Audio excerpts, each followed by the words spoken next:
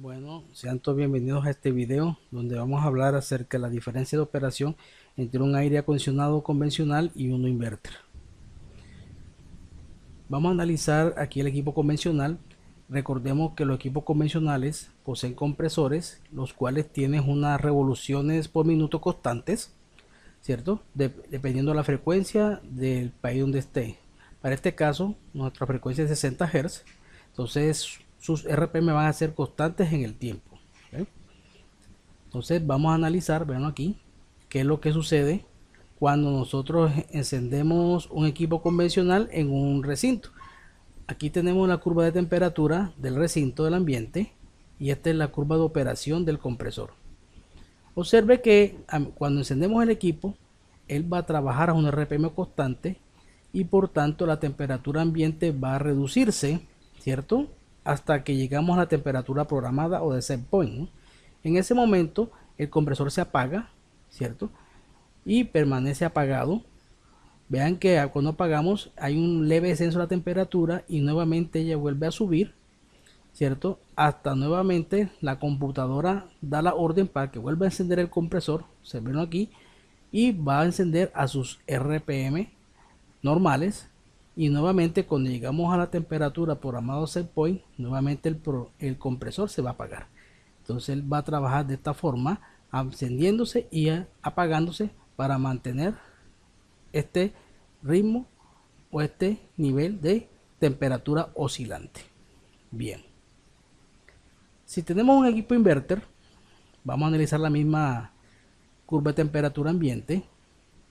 Vamos a tener que esos compresores tienen RPM variables desde una mínima hasta una máxima y todo depende de la temperatura del ambiente. Entonces vamos a analizar aquí la curva.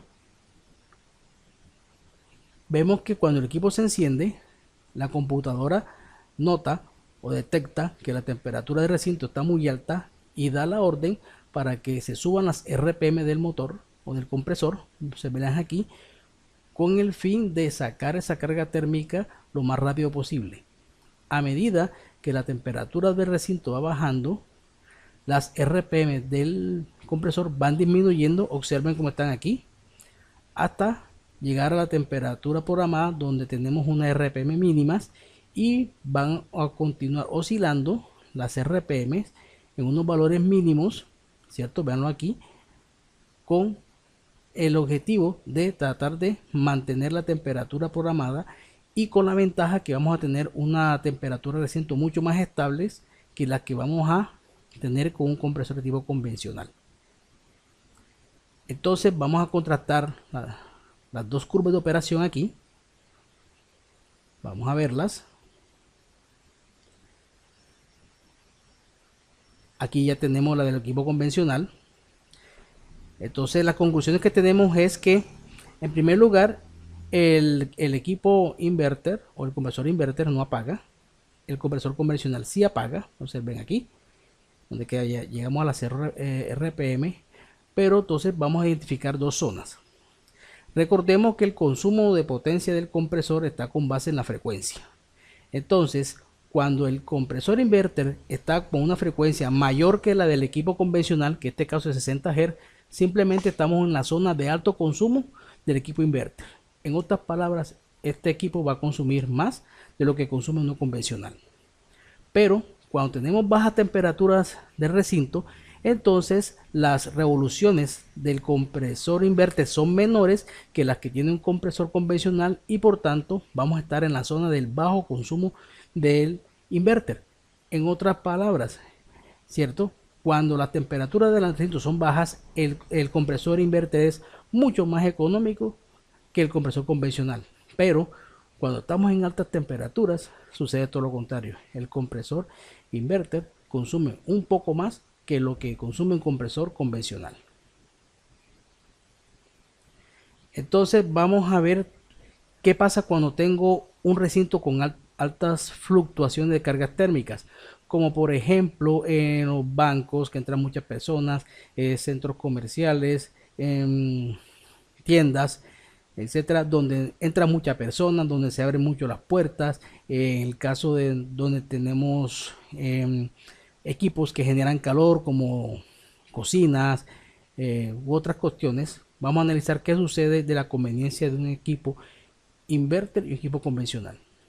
Entonces veamos aquí esta curva de comportamiento. Vemos aquí que cuando comenzamos a operar el equipo, vean aquí, las temperaturas ambiente son altas, el compresor tipo inverter comienza a subir sus RPM, veanlas aquí, mientras que el compresor convencional mantiene sus RPM baja. Entonces en este trayecto de aquí a aquí, simplemente el compresor convencional es más económico que el inverter.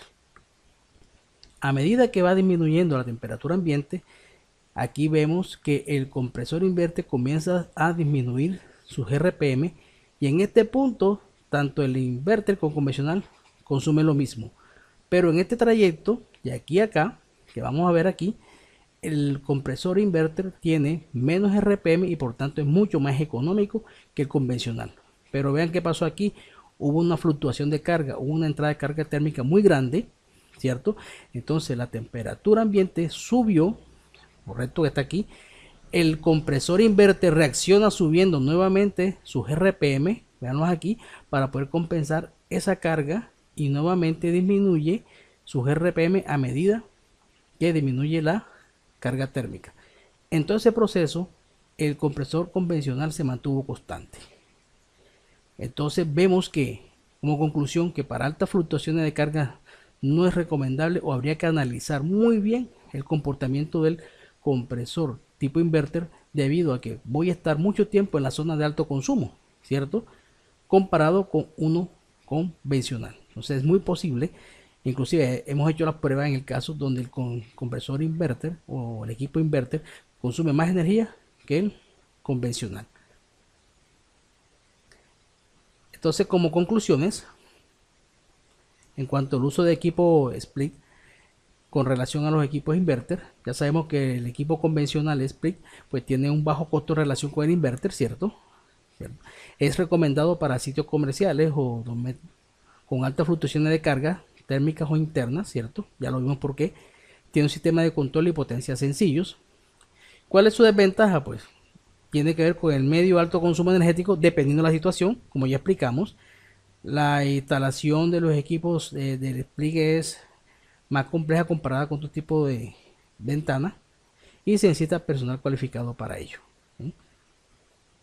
En cuanto al equipo tipo split inverter, podemos decir que sus ventajas son que más eficientes, son de fácil mantenimiento y son recomendados para sitios domésticos comerciales donde tenemos muy pocas o baja fluctuación de carga térmica. Allí este equipo es excelente, pero como ya vimos, entonces sus desventajas están que son de medio alto costo comparado con el convencional, y también debemos analizar su conveniencia para el uso en sitios comerciales donde tengamos altas fluctuaciones de calor exterior, como por ejemplo muchas infiltraciones de aire externo, altos cambios de aire, tenemos mucha incidencia de radiación solar, no tenemos muchas ventanas o cristales, o alto flujo de personas, o también cuando tenemos altas fluctuaciones de carga térmica que resurgen en el interior del recinto, como cocinas, panaderías u otros equipos que generan mucho calor, ¿no?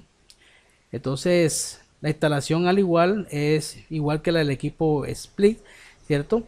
Pero hay que tener cierto cuidado porque el sistema de control es un poco más complejo que el equipo convencional. Bueno, espero les haya gustado el video y espero los comentarios suyos con respecto a esta comparación. Muchas gracias.